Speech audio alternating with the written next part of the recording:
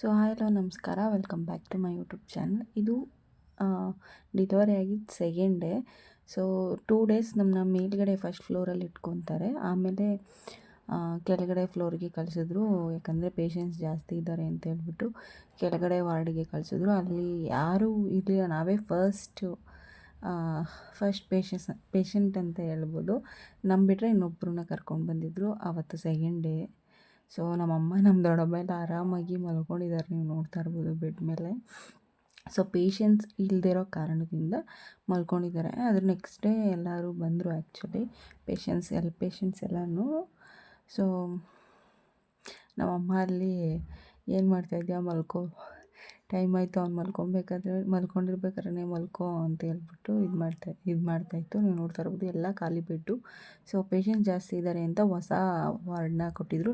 ನಾವು ಮತ್ತು ಇನ್ನೊಬ್ಬರೇ ಫಸ್ಟು ಅಲ್ಲಿಗೆ. ಸೊ ಬಾಗಿಲು ಹಾಕ್ಕೊಂಡು ಮಲ್ಕೊಂಬಿಟ್ಟಿದ್ದೋ ನಾವು ಆ್ಯಕ್ಚುಲಿ. ಸೊ ಅದಾದಮೇಲೆ ಸ್ವಲ್ಪ ನಮ್ಮಮ್ಮ ಬಿಸಿಲು ಕಾಯಿಸ್ತಾಯಿತ್ತು ಪಾಪುಗೆ, ಜಾಂಡೀಸ್ ಏನಾದರೂ ಬರುತ್ತೇನೋ ಅಂತ.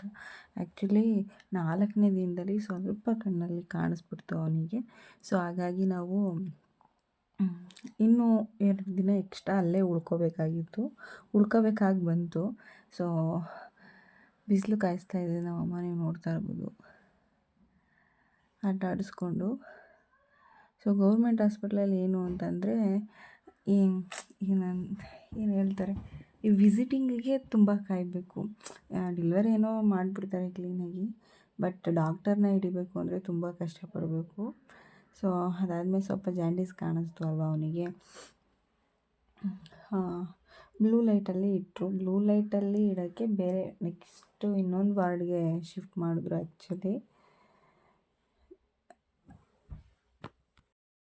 ಆ್ಯಕ್ಚುಲಿ ಇವಾಗಲೇ ನನ್ನ ಮಗ ತುಂಬ ಆಟ ಮಾಡ್ತಾನೆ.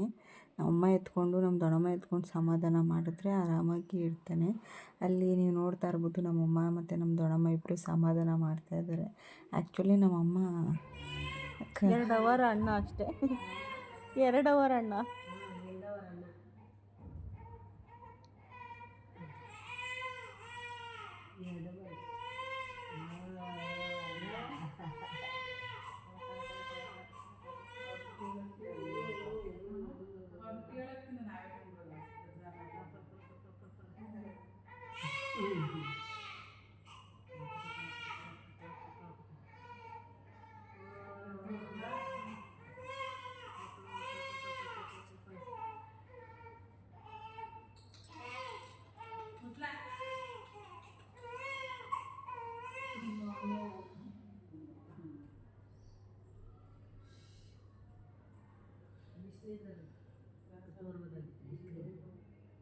ಇವಾಗ ಕಿಟಕಿ ಹತ್ರ ಬರ್ತದೆ ನೋಡಿದ್ರು ಮತ್ತೋಗ್ಬಿಟ್ಟು.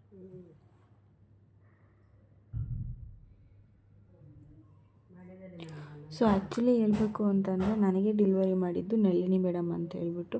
ಆ್ಯಕ್ಚುಲಿ ಅವರು ಎಷ್ಟು ಫ್ರೆಂಡ್ಲಿ ಅಂತ ಹೇಳಿದ್ರೆ ಬೈಕೊಂಡೇ ನನಗೆ ಡೆಲಿವರಿ ಮಾಡಿದ್ದಾರೆ. ಆ್ಯಕ್ಚುಲಿ ನಿನಗೆ ಹಂಗೆ ಹಿಂಗೆ BP ಜಾಸ್ತಿ ಆಗಿತ್ತು, ನಿನಗೆ ಮಂಡ್ಯ ಕಳಿಸ್ಬೇಕಿತ್ತು, ನಿನ್ನ ಅಡ್ಮಿಟ್ ಮಾಡ್ಕೊಂಡು ತಪ್ಪು ಮಾಡಿಬಿಟ್ಟೆ ಕಣೆ, ಹಂಗೆ ಹಿಂಗೆ ಅಂತ ಹೇಳ್ಬಿಟ್ಟು ಮಾತಾಡಿಕೊಂಡು ಡೆಲಿವರಿ ಮಾಡಿದ್ರು ಆರಾಮಾಗಿ.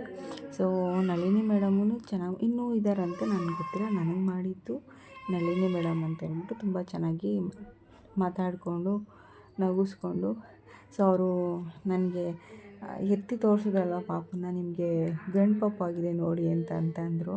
ಸೊ ನಾನು ಆಪ್ರೇಷನ್ ನಡೀತಾಯಿತ್ತು, ಇನ್ನೂ ಸ್ಟಿಚ್ ಆಗ್ತಾಯಿದ್ರು, ಆವಾಗ ನಗ್ತಾಯಿದ್ದೆ ನಾನು. ಆವಾಗ ಬೈದರು ನನಗೆ, ಹೆಣ್ಮಕ್ಳು ಕಣೆ ಆಗೋದು, ಗಂಡ್ಮಕ್ಳೆಲ್ಲ ಬಾಯಿ ಮುಚ್ಚೆ ನೀನು ಅಂತ ಬೈತಾಯಿದ್ರು ಡಾಕ್ಟರ್ ನನಗೆ. ಸೊ ಡಾಕ್ಟರ್ ಬಗ್ಗೆ ಹೇಳ್ಬೇಕಂದ್ರೆ ನನಗೆ ಚೆನ್ನಾಗಿ ಇಷ್ಟ ಆದರು ನಳಿನಿ ಮೇಡಮ್ಮು. ಇಲ್ಲಿ ಅವನು ಏನೂ ಹಾಕಿಸ್ಕೊಳ್ಳಲ್ಲ, ಕೈಗೂ ಹಾಕಿಸ್ಕೊಳ್ಳಲ್ಲ, ಕಾಲಿಗೂ ಹಾಕಿಸ್ಕೊಳ್ಳಲ್ಲ, ಎಲ್ಲ ಎತ್ತೆತ್ತು ಒದರುತ್ತಾ ಇರ್ತಾನೆ. ನಮ್ಮ ಆಗ್ತಾ ಇರುತ್ತೆ, ಅವನು ಒದ್ರಿ ಬಿಡ್ತಾ ಇರ್ತಾನೆ. ಸೊ ಆದರೂ ನಮ್ಮಮ್ಮ ತುಂಬ ಪೇಷನ್ಸಿಂದ ನನ್ನೂ ನೋಡಿಕೊಂಡು ಪಾಪನೂ ನೋಡ್ಕೊಂಡೈತೆ.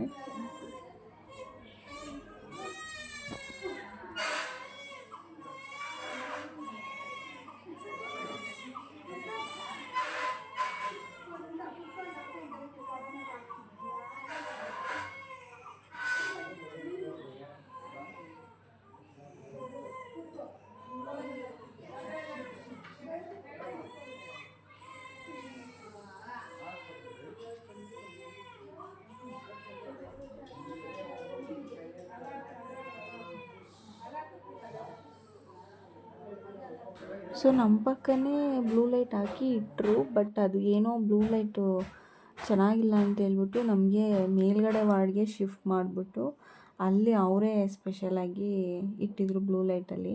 ಸೊ ಒಂದೇ ಒಂಚೂರು ಕಾಣಿಸಿದ್ದಷ್ಟೇ, ಒಂದು ದಿನಕ್ಕೆಲ್ಲ ಕಮ್ಮಿ ಆಗೋಯಿತು. ಅದ್ರ ನೆಕ್ಸ್ಟ್ ಡೇ ನಾವು ಡಿಸ್ಚಾರ್ಜ್ ಮಾಡ್ಕೊಂಡು ಬಂದ್ಬಿಟ್ವಿ. ಸೊ ಇಲ್ಲಿ ನಮ್ಮ ಮನೆಯವ್ರು ನೋಡ್ತಾ ಇರ್ಬೋದು, ಇಲ್ಲೂ ಅವರು ಸಾಕ್ತಾಯಿದ್ದಾರೆ. ಅವ್ನು ಹಾಕಿಸ್ಕೊಳ್ಳಲ್ಲ, ಎಲ್ಲ ಒದ್ರಿ ಇಡ್ತಾನೆ, ಇಲ್ಲ ಹುಚ್ಚು ಸುಸು ಮಾಡ್ಕೊತಾರೆ, ಎಲ್ಲ ನೆಂದೋಗ್ಬಿಡುತ್ತೆ, ಹಂಗಾಗಿದೆ. ಸೊ ಇಲ್ಲಿ ಮೇಲ್ಗಡೆ ಇದಕ್ಕೆ ಶಿಫ್ಟ್ ಮಾಡಿದ್ರು ನಮಗೆ. ಅದೇ ಮೀನ್ಸ್ ನಮಗಂತೂ ಟೋಟಲಾಗಿ 3 ವಾರ್ಡನ್ನ ಚೇಂಜ್ ಮಾಡಿದ್ದೀವಿ ನಾವಂತೂ ಹಾಸ್ಪಿಟ್ಲಿಂದ ಡಿಸ್ಚಾರ್ಜ್ ಆಗೋ ತನಕ. ಇಲ್ಲಿ ನೋಡ್ತಾ ಇರ್ಬೋದು, ಮಾತಾಡಿಸ್ತಾ ಇದ್ದೀನಿ ನಾನು, ಅವನು ರಿಯಾಕ್ಟ್ ಮಾಡ್ತಾ ಇದ್ದಾನೆ ಅಲ್ಲಿ. ಹಾಯ್ ಮೊನ್ನೆ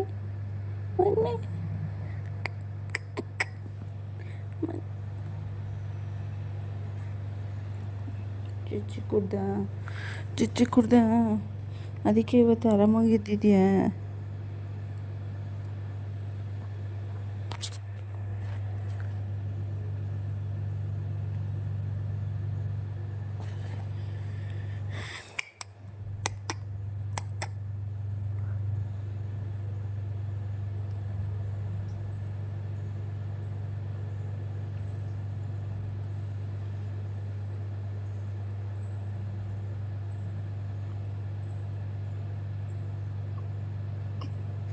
ಆರಪ್ಪ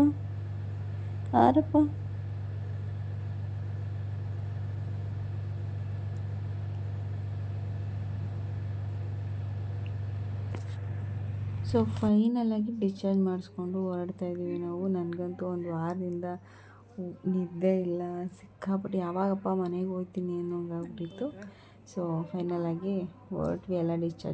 ಡಿಸ್ಚಾರ್ಜ್ ಮಾಡ್ಕೊಳ್ಳೋಕ್ಕೂ ಒಂದು ಪ್ರಾಬ್ಲಮ್. ನಮ್ಮ ಡಿಸ್ಚಾರ್ಜ್ ದಿನ ನಮ್ಮಲ್ಲಿ ನನಗೆ ಆಪ್ರೇಷನ್ ಮಾಡಿದ್ರು, ಸೊ ಅವ್ರು ಬಂದಿದ್ದರಿಂದ ಅಲ್ಲಿ ಮನೆ ಹತ್ರನೇ ಹೋಗಿ ಹಾಕಿಸ್ಕೊಂಡು ಬಂದು. ಬಾಯ್ ನೀವು ನೋಡ್ಕೊಂಡು ತೋರಿಸಿಲ್ಲ, ಅದೇವತ್ತು ಕಮ್ಮಿ ಆಯ್ತು, ರೀಸರ್ಚ್ಗೆ ಹೋದರೆ ಹೋಯ್ತಾ ಇರ್ತದೆ.